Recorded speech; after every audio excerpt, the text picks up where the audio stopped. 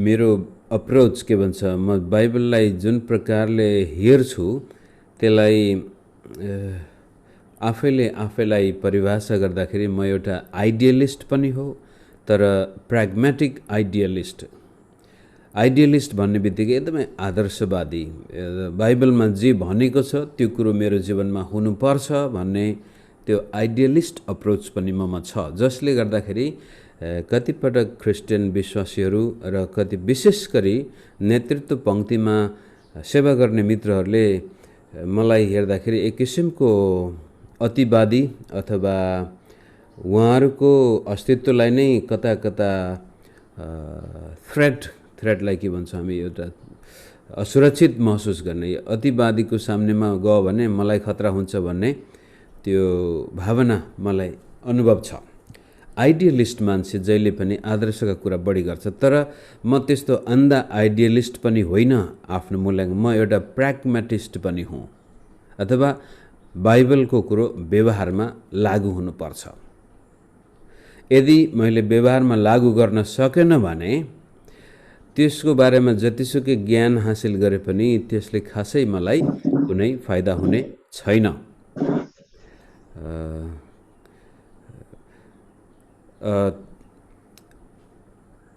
त्यसै कारण हाम्रो बाइबललाई हेर्ने दृष्टिकोण पनि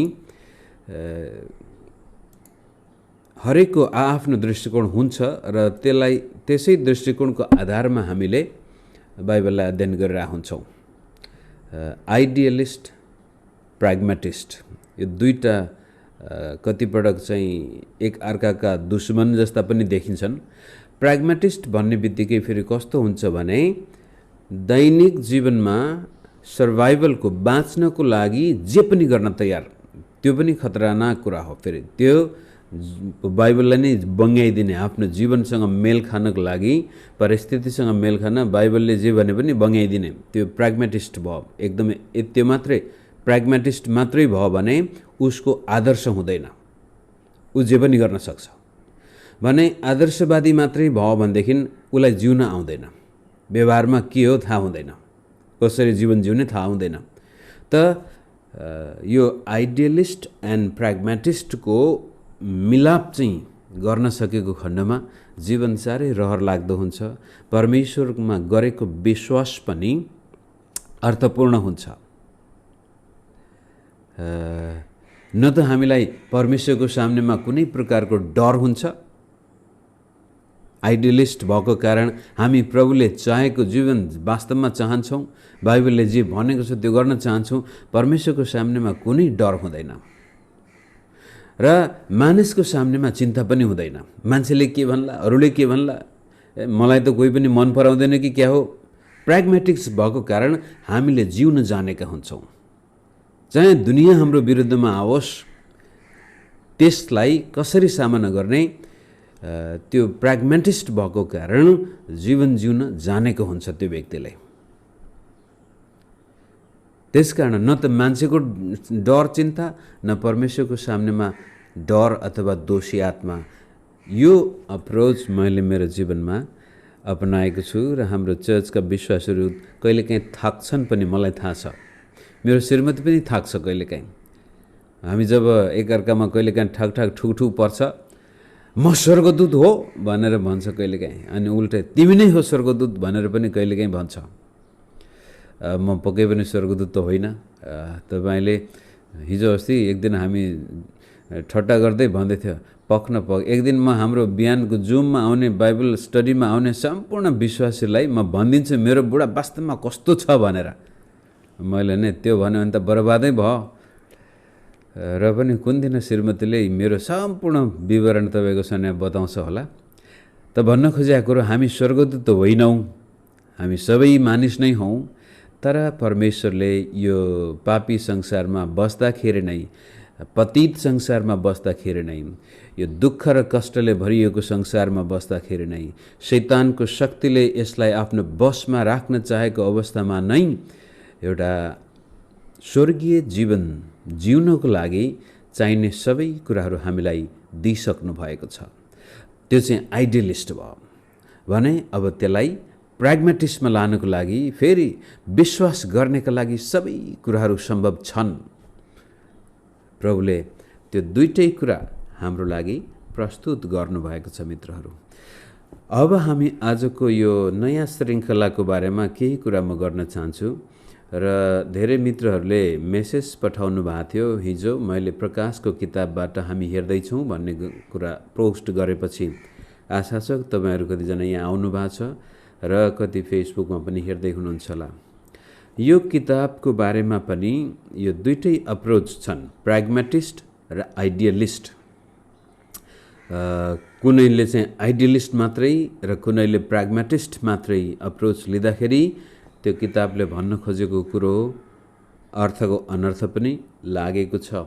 तापनि आउनुहोस् हामी पहिलो हाम्रो समय जानुभन्दा अगाडि एक अध्यायलाई सरसर्ती पढौँ पहिला र त्यसपछि घोरिएर हामी त्यसको बारेमा केही कुराहरू बताउँला र भोलिबाट हामी क्रमिक रूपले जसरी लुकाको किताबलाई हामीले सिद्ध्यायौँ त्यसरी नै यसमा प्रवेश गर्नेछौँ र बीचमा बेला बखतमा पास्टर गणेशले हामीलाई हिजो धेरैले राम्रो सकारात्मक रेस्पोन्स दिनुभएको छ, धेरैले प्रतिक्रिया पनि जनाउनु भएको छ र त्यस्तै किसिमले हाम्रा व्यवहारिक पक्षहरूलाई र सैद्धान्तिक पक्षहरूलाई, ज्ञानका कुराहरूलाई पनि उहाँले धेरै बाइबलका यी अप्ठ्यारा परिस्थितिहरू, विषयहरू, जटिल प्रश्नहरूलाई पनि सम्बोधन गर्नुभएको छ र तिनै कुराहरू हामी पास्टर गणेशबाट पनि बेला बखत सुन्नेछौँ। आज आउनुहोस् प्रकाशको एक अध्यायलाई पहिला सरसर्ती पढौँ। तपाईँको हातमा बाइबल छ भने हेर्नुहोस्। विशेष गरी बिहानको डिभोसन, उता पश्चिमा देशमा त मित्रहरू बाहिर हुनुहुन्छ, कहिलेकाहीँ गाडीमा, कहिले काममा गाह्रो हुन्छ बाइबल बोक्न, तर हामी जो बिहान घरमै हुन्छौँ, काममा गएको छैनौँ भने डिभोसनमा आउँदाखेरि तपाईँले बाइबल पल्टाउनु भयो भने अझ राम्रो हुन्छ। एक पदबाट पढौँ। येशू ख्रिस्टको प्रकाश जो परमेश्वरले चाँडै हुन आउने कुराहरू आफ्ना सेवकहरूलाई देखाउन उहाँलाई दिनुभयो। उहाँले आफ्ना दूत पठाउनु भएर यो कुरो आफ्ना सेवक यूहन्नालाई प्रकट गरिदिनु भयो। यूहन्नाले देखेका सबै कुराहरूको अर्थात् परमेश्वरको वचन र यीशु ख्रिस्टको साक्षीको गवाही दिए। त्यो धन्य हो जसले अगमबाणीका यी वचनहरू उच्च स्वरले पाठ गर्दछ र धन्य हुन् तिनीहरू जसले सुन्दछन् र त्यहाँ लेखिएका कुरा पालन गर्दछन्, किनकि समय नजिक छ। यूहन्नाबाट एसियामा भएका 7वटा मण्डलीहरूलाई उहाँबाट तिमीहरूलाई अनुग्रह र शान्ति जो हुनुहुन्छ, जो हुनुहुन्थ्यो, जो आउनुहुनेछ र उहाँको सिंहासन अघि रहनुहुने 7 आत्माबाट विश्वासयोग्य साक्षी येशू ख्रिस्टदेखि मृतकबाट प्रथम जीवित हुनुभएको तथा पृथ्वीका राजाहरूका शासकको तर्फबाट हामीलाई प्रेम गर्नुहुने र आफ्नो रगतले हामीलाई हाम्रा पापबाट स्वतन्त्र पार्नुहुनेलाई हामीलाई एउटा राज्य उहाँका पिता र परमेश्वरका पुजारीहरू तुल्याउनु हुने उहाँलाई महिमा र पराक्रम सदा सर्वदा होस्। आमेन। हेर उहाँ बादलहरू साथ आउँदै हुनुहुन्छ र हरेक आँखाले उहाँलाई देख्नेछ, तिनीहरूले पनि जसले उहाँलाई घोचे र पृथ्वीका सबै कुलहरूले उहाँको कारण विलाप गर्नेछन्। यसै होस्। आमेन। अल्फा र ओमेगा म नै हुँ, सर्वशक्तिमान परमप्रभु परमेश्वर भन्नुहुन्छ, जो हुनुहुन्छ, जो हुनुहुन्थ्यो र जो आउनुहुनेछ। म यूहन्ना तिमीहरूका दाजु, तिमीहरूका साथसाथै येशूमा भएका कष्ट, राज्य र सहनशीलतामा सहभागी छु। परमेश्वरको वचन र येशू ख्रिस्टको गवाहीको खातिरमा पत्मोस भन्ने टापुमा थिएँ। प्रभुको दिनमा म आत्मामा थिएँ र तुरहीको जस्तो एउटा चर्को आवाज मेरो पछाडि यसो भनिरहेको मैले सुने, तिमीले जे देख्दछौ सो एउटा पुस्तकमा लेख र 7वटा मण्डलीलाई पठाऊ, अर्थात् एफिसस, स्मर्ना, पर्गमम, थियाटिरा, सार्डिस, फिलाडेल्फिया र लाओडिकियालाई। मसँग बोल्नेलाई हेरौँ भनेर म पछि फर्केर हेर्दा 7वटा सुनका सामदान र सामदानहरूका माझमा मानिसको पुत्र जस्तै पाउसम्मै पोसाक लाउनु भएको र छातीमा सुनौला चौडा फित्ता लगाउनु भएको एकजनालाई मैले देखेँ। उहाँको शिर र केश ऊन जस्तो सेतो सेता र हिउँ जस्तै सेता र उहाँका आँखा आगोका ज्वाला जस्तै थिए। उहाँका पाउहरू आगोको भट्टीमा खारेर टल्काएका काँसा जस्ता थिए र उहाँको स्वर चाहिँ उर्लदो पानीहरूको आवाज जस्तै थियो। उहाँको दाहिने बाहुलीले 7वटा ताराहरू पक्रिराखेको थियो र उहाँको मुखबाट धारिलो 2 धारे तरवार निस्केको थियो। उहाँको मुहार चाहिँ पुरा तेजमा चम्केको सूर्य जस्तै थियो। जब मैले उहाँलाई देखेँ तब म मरेतुल्य भएर उहाँका पाउमा परेँ। तर उहाँले आफ्नो दाहिने बाहुली यसो भनेर ममाथि राख्नुभयो, नडराऊ, आदि र अन्त्य र जीवित चाहिँ म नै हुँ। म मरेको थिएँ, हेर म सदा सर्वदाको निम्ति जीवित छु अनि मृत्यु र पातालका साँचाहरू मसित छन्। यस कारण तिमीले जे देख्छौ र जे छ र यसपछि जे हुन आउनेछ लेख। मेरो दाहिने हातमा तिमीले देखेका यी 7 तारा र सुनका यी 7 सामदानको रहस्य यो हो। 7 तारा 7 मण्डलीका स्वर्गदूतहरू र 7वटा सामदान चाहिँ 7 मण्डलीहरू हुन्। यस किसिमले यो प्रकाशको किताब सुरुवातमै यसको आभास बडो गजबले अलौकिक आभास हामी यहाँ पाउँदछौँ। र यो किताबप्रति जसरी तपाईँ र मेरो पनि धेरै चासो छ अहिले, सुरुका दिनमा प्रकाशको किताबलाई नयाँ नियमका 27वटा किताबहरूमध्ये गनिनको लागि धेरै सङ्घर्ष गर्नु परेको थियो। प्राचीन मण्डलीमा जब प्रेरितहरूले लेखेका किताबहरूलाई जम्मा गरियो र त्यसपछि मण्डलीका पास्टर अथवा बिशपहरूले निश्चित गर्नु पर्यो कि कुन कुन पुस्तक चाहिँ साँचो प्रेरितले लेखेका किताब हुन्, कुन कुन होइनन्, कुन कुन पुस्तकलाई हाम्रो बाइबलमा समावेश गर्ने, कतिलाई नगर्ने भनेर निकै लामो छलफल सुरु भएको थियो। र त्यसैको सिलसिलामा प्रकाशको किताब 27वटा पुस्तकमा समावेश हुने अन्तिम पुस्तक थियो। धेरै विद्वानहरूले, मण्डलीका अगुवाहरूले यसलाई बुझ्न नसकेको र यसलाई अर्थको अनर्थ लगाउने सम्भावनाहरू थुप्रै भएको कारण बाइबलका 27वटा किताबमा समावेश गर्न धेरै अन्कनाएका थिए। तर अन्तिममा उनीहरूको निष्कर्ष यो चाहिँ यूहन्नाले नै लेखेको हो, प्रभुका 12 जना चेला मध्येकै यूहन्नाले यो लेखेको हो। त्यसकारण उनले पाएको प्रकाश अत्यन्त आवश्यक छ र यो प्रेरितीय प्रकाश नै हो। त्यसै कारण यसलाई हामीले बाइबलमा राख्नै पर्छ भनेर अन्तिम निर्णय लिएको थियो, जसको कारण बाइबलको आकार नै बडो गजबले पूर्ण रूपमा परिणत हुन्छ। मानिलिउँ यदि प्रकाशको किताब त्यति बेलाका प्रेरित र प्रेरितपछिका ती चर्चका बिशपहरूले नराखेको भए अथवा यसलाई चाहिँ यो यूहन्नाले लेखेको हो कि होइन भन्ने कुरा निर्क्युल गर्न नसकेको भए हाम्रो बाइबल छत बिनाको घर जस्तै हुन्थ्यो।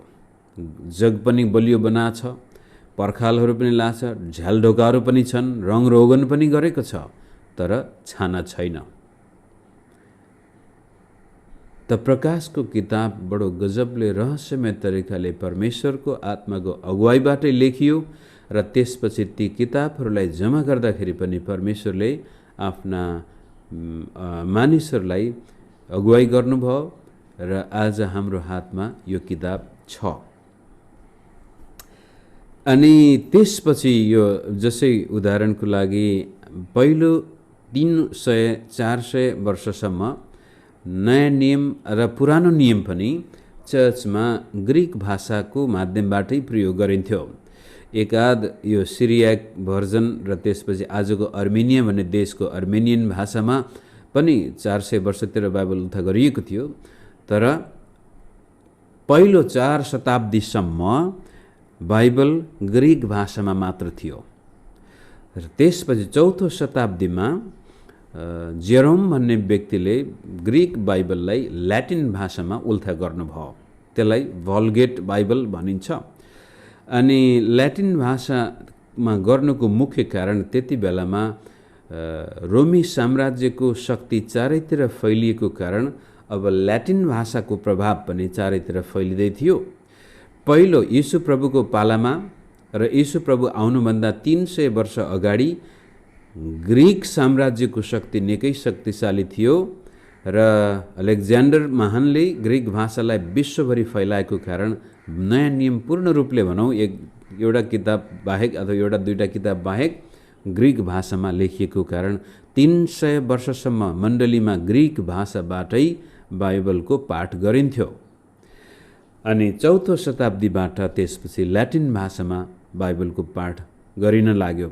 अनि ल्याटिन भाषा चाहिँ रोमन चर्चको रोमको चर्चपछि मुख्य भयो। 5औं 6औं शताब्दीमा आइसकेपछि रोमको मण्डली सशक्त भयो, रोमन क्याथोलिक चर्च भनेर त्यसपछि बिस्तारै आज हामी सुन्छौँ। र यता ग्रीक भाषा चलाउने चर्च कमजोर हुँदै गयो, ल्याटिन भाषा चलाउने चर्च शक्तिशाली हुँदै गयो, कारण त्यसले राजनैतिक शक्तिसँग आफ्नो हातेमालो गर्यो, जसको फलस्वरूप बाइबल लामो समयसम्म ल्याटिन भाषामा बढी चलाइयो। हुन त ग्रीकमा पनि चलाइरहेथे, यता पछि गएर अब सिरियाइक भाषा, अर्मेनियन भाषा, रसियन भाषामा पनि आउँदैछ, तर लामो 1000 वर्षै भनौँ ल्याटिन भाषामा बाइबल चल्यो। तर त्यो अवधिभित्र विश्वासीले बाइबल पढ्न पाएको थिएन। रोमन क्याथोलिक चर्च र यता इस्टर्न अर्थोडक्स चर्चले पनि विश्वासीको हातमा बाइबल दिएन। धर्मगुरुहरूले बाइबल आफ्नो कब्जामा राखेको कारण त्यसलाई हामी अन्धकारको समय पनि भन्छौँ मण्डली इतिहासमा। पछि 15औं शताब्दीमा 16औं शताब्दीमा आएर मण्डलीमा सुधार आउँछ। मार्टिन लुथर भन्ने व्यक्तिले प्रोटेस्टेन्ट अथवा खामालाई सुरु गर्दछ। रोमन क्याथोलिक चर्चले दबाएर राखेको बाइबललाई जर्मन भाषामा उल्था गर्छ। हुन त त्योभन्दा अगाडि अङ्ग्रेजी भाषामा पनि बाइबल उल्था गरिएको थियो। अनि यतापट्टि पश्चिमतिर अङ्ग्रेजी भाषामा, सेन्ट्रल युरोपमा जर्मन भाषामा जब बाइबल 16औं शताब्दीमा आएर पर्याप्त रूपले विश्वासीको हातमा पर्यो, त्यसपछि बल्ल मानिसहरू फेरि बाइबलमा पहिलो 3 शताब्दीको चर्चमा जुन प्रकारको परमेश्वरको वचनको प्रकाश थियो त्यो फर्केर आउँछ।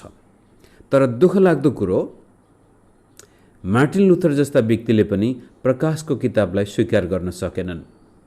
जोन क्याल्भिन भन्ने महान विद्वानले पनि यसलाई स्वीकार गर्न सकेनन्। अल्रिक जुइङ्ली भन्ने यी 3टा व्यक्तिको धेरै ठुलो भूमिका छ प्रोटेस्टेन्ट रेफर्मेसनमा। यी 3वटैले प्रकाशको किताबलाई दुर्व्यवहार गरेका छन्,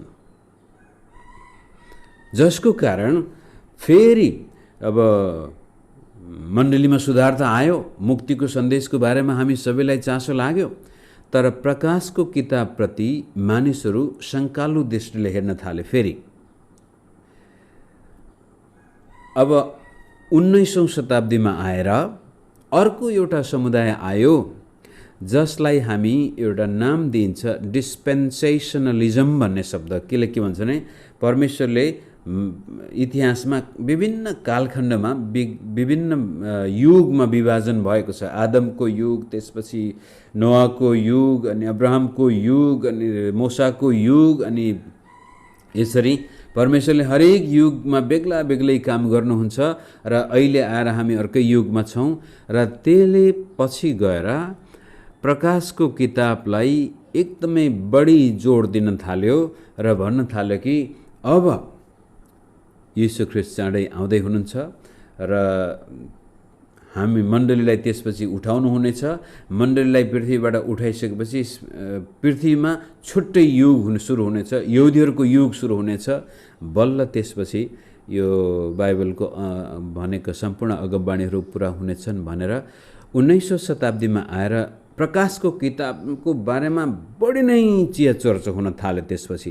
त्यसपछि मानिसहरू जति पनि कुराहरू गर्छन् खालि प्रकाशको किताब र यो संसारबाट हामीलाई कुन दिन आउनुहुन्छ प्रभु उठाएर लैजानुहुन्छ त्यसको बढी जोड दिन थाल्यो। आज हाम्रो समय परिचयात्मक कुरा गरौँला भनेको म बिर्सिसकेछु, लामो भयो। त मैले भन्न खोजेको कुरो प्रकाशको किताबको महत्त्व धेरै गजबको छ। तर मण्डली इतिहासमा यसलाई कतिपटक दुर्व्यवहार गरिएको छ भने, कतिपटक मन पराएर दुर्व्यवहार गरिएको छ भने, कतिपटक मन नपराएर दुर्व्यवहार गरिएको छ। र मार्टिन लुथरको पालादेखि लिएर 18औं शताब्दीसम्म यसलाई मान्छेले छोएको पनि थिएन। यो ठिक छ, बाइबलमा राखेको छ, होस्, तर यसलाई पढ्न बुझ्दैन भनेर कतिपय मान्छेहरू प्रकाशको किताब पल्टाउँदैनन् भने त्यसपछि 19औं शताब्दीमा आएर यो गएको 150-200 वर्ष यो किताब कतिजना मान्छेको लागि यही मात्रै बाइबल हो, अरू कुनै बाइबलै छैन। अनि यही किताबको चरित्रलाई हेरेर आज पनि तपाईँ देख्नुहुन्छ अगमबाणी, अन्य भाषा, स्वर्ग जाने, नरक जाने, शैतान देख्ने, मण्डलीका पास्टरहरूलाई पनि स्वर्गमा नभएर नरकमै भेटाउने, यी सबै कुराहरू उटपट्याङ किसिमले मण्डलीभित्र प्रवेश गर्नुको मुख्य पछाडि कारण चाहिँ प्रकाशको किताबलाई सही व्याख्या गर्नुको सट्टामा आफ्नै मनगढन्त व्याख्याहरू दिएर। अनि मार्टिन लुथरले पनि यो किताबलाई नछुनुको कारण त्यही थियो। उहाँले भनेको थियो यो किताबलाई न त म प्रेरितीय किताब भन्न सक्छु, न अगमबाणीको किताब भन्न सक्छु। यो किताब जसलाई जे मन लाग्यो त्यही बन्ने खतरा छ, त्यसै कारण म यसलाई छुन सक्दिनँ भनेर उहाँले स्वीकार गर्नुभएको छ। उहाँले भनेको यो जसलाई जे मन लाग्छ त्यही बन्ने खालको किताब छ, यसको खतरा त्यहाँ छ। र नभन्दै मार्टिन लुथरको अगमबाणी अहिले विशेष गरी नेपाली चर्चमा यति गजबले जोडले पुरा हुँदैछ कि जसलाई जे मन लाग्छ त्यही कुरो बोलिदिने, भनिदिने। अनि प्रभुले देखाएको, मैले त दर्शन देखेको, त्यो किन? प्रकाशको किताबको असर। अनि एउटाले यसरी पनि भनेको छ, शैतान प्रकाशको किताबलाई एकदमै घृणा गर्छ। त्यसले गर्दाखेरि अब नाश गर्न त सक्दैन, त त्यसले के गर्छ भने कतिपय ख्रिस्टियनलाई प्रकाशको किताब पल्टाउनबाट रोक्छ भने कतिपय ख्रिस्टियनहरूलाई यस्तो गजबले प्रकाशको किताबमा हालिदिन्छ कि तिनीहरू कहिले प्रकाशको किताबबाट बाहिर निस्कनै सक्दैनन्। Some people can not get into the book of revelation, some can not get out of the book of revelation. अनि त्यसपछि अहिले कोरोनाको those who can not get out of the book of revelation, अब corona आए पनि 666 नै भरे। तपाईँले पसलमा कुनै पसलको त्यो सामानमा 666 लेखेको छ, लौ त त्यो पनि शैतानै पर्यो। अनि कुनै ठाउँमा जहाँ त्यो 666 देख्ने बित्तिकै उनीहरू तर्सिने, त्यसपछि they can not get out of the book of revelation, जिउन जान्दैनन् त्यसपछि उनीहरू। अनि यो संसार एकदमै शैतानले भरिएको, जहाँ गए पनि शैतानै। यहाँ त अस्ति एकजना हाम्रै नेपाली समुदायमा निकै आदरयोग्य व्यक्तिले नि भन्न थाले, अन्य जातिले लगाएको लुगा लाउनु पनि अब त शैतानले भरिएको, अन्य जातिले खाएको जुठो पनि शैतानले, त्यहाँ दुष्ट आत्माले भर्यो। कहाँ जाने? अब संसारमा बस्ने ठाउँै छैन। Those who can not get out the book of revelation, संसारमा जिउनै आउँदैन। यस किसिमले प्रकाशको किताबलाई हामीले अलिक चिसो दिमागले हेर्नुपर्ने हुन्छ। र यो किताबले नै के भन्न खोजेको हो त्यही कुरोलाई हामीले बढी जोड दिनुपर्ने हो। यति भन्दै आज यो एउटा परिचय मात्रै हो तपाईँ र मलाई प्रकाशको किताबमा लैजानको लागि। र एउटा कुरो भनेर म आज अन्त्य गर्न चाहन्छु। विशेष गरी यो किताबको सुरुमा यो किताब पढ्ने, यो अगमबाणी भनेको छ, अब 3 पद, 1 अध्यायको 3 पद हेर्नुहोस्। त्यो धन्य हो जसले अगमबाणीका यी वचनहरू उच्च स्वरले पाठ गर्दछ, र धन्य हुन् तिनीहरू जसले सुन्दछन् र त्यहाँ लेखिएका कुरा पालन गर्दछन्, किनकि समय नजिक छ।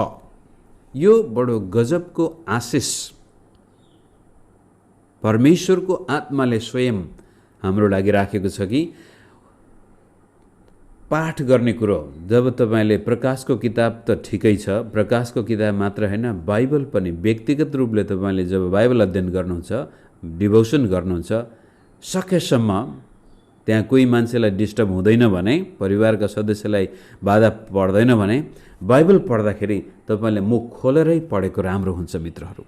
त्यसले तपाईँको कानबाट पनि परमेश्वरको वचन भित्र गएको, तपाईँको मुखले पनि परमेश्वरको वचन उच्चारण गरेको, तपाईँको आँखाले पनि परमेश्वरको वचन देखेको, यदि बाइबल हातमा बोक्नु भएको छ भने हातले पनि परमेश्वरको वचन महसुस गरेको त्यो एउटा भावना त्यहाँ आउँछ। त यो अगमबाणीको एउटा बडो गजबको आशिष के छ भने उच्चारण गर्ने र त्यो पढेको सुन्ने व्यक्ति समेतलाई पनि आशिष। त्यसले गर्दाखेरि कोही व्यक्तिहरू त्यसपछि रात दिन त्यही प्रकाशको किताबमा मात्रै हुन्छन्, उनीहरू आशिष पाउन चाहन्छन्। त भन्न खोजेको कुरो यो परमेश्वरको एउटा बडो गजबको विशिष्ट सन्देश हो र धन्य हुन् तिनीहरू जो उच्चारण गर्नेछन्, सुन्नेछन् र यहाँ लेखिएका कुराहरू पालन गर्नेछन्। यसको मतलब यो तपाईँ र मेरो प्र्याग्मेटिकल अप्रोच यहाँ आयो। फेरि दैनिक जीवनमा व्यवहारमा उतार्नको लागि यो किताब लेखिएको हो। यो खालि स्वर्ग गइसक्यो, अब 3 अध्याय सकेपछि मण्डली सिद्धियो अनि यो 4 अध्यायदेखि लिएर 22 अध्यायसम्म सारा पृथ्वीमा विश्वासी नै हुने छैनन् भन्ने जुन एउटा भावना छ, त्यो भयो भने त हामीलाई त्यो स्वर्गमा यो प्रकाशको किताब अभ्यास गर्ने कारणै भएन। यहाँ चाहिँ यो पालन गर्ने अभ्यास गर्नेहरू आशिषित हुनेछन् भने अब 22 अध्यायको 18 पद हेरौँ, 18-19 पद, यो अन्तिम खण्ड। 22 को 18-19 मा यसरी भनिन्छ, यस पुस्तकको अगमबाणीका वचन सुन्ने हरेक मानिसलाई म चेतावनी दिन्छु। 1 अध्यायको 3 पदमा आशिष, 22 अध्यायको 18 र 19 पदमा चेतावनी अथवा श्राप त्यहाँ छ। यदि कसैले तिनमा थप्यो भने यस पुस्तकमा लेखिएका विपत्तिहरू परमेश्वरले त्यसमाथि थपिदिनुहुनेछ। अनि कसैले यस अगमबाणीको पुस्तकका वचनबाट केही घटायो भने यस पुस्तकमा लेखिएका जीवनको वृक्ष र पवित्र सहरबाट त्यसले पाउने हिस्सा परमेश्वरले त्यसबाट खोज्नुहुनेछ। अथवा कुनै ट्रान्सलेसनमा त त्यसको नामै जीवनको पुस्तकबाट मेटिनेछ। यस किसिमले मित्र यो किताबको सुरुवातमै आशिष दिइएको छ भने अन्तिममा डरलाग्दो श्राप उल्लेख गरिएको छ। यदि कसैले यो किताबमा केही कुरो जोड्छ अथवा घटाउँछ भने डरलाग्दो छ। सुरुमा पढ्ने र सुन्ने, अन्तिममा थप्ने र घटाउने दुईलाई चेतावनी छ।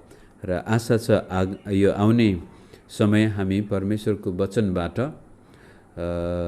अथवा यो प्रकाशको किताबबाट हामी क्रमिक रूपले हेर्नेछौँ। भोलि हामी 1 अध्यायलाई हेरौँला।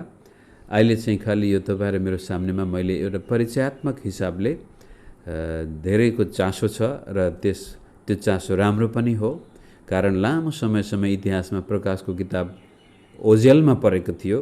गएको 200 वर्षबाट यसमा चासो दिइन थालेको थियो र कतिपटक यसलाई अति पनि भयो, अतिवादको शिकार पनि यो भएको छ।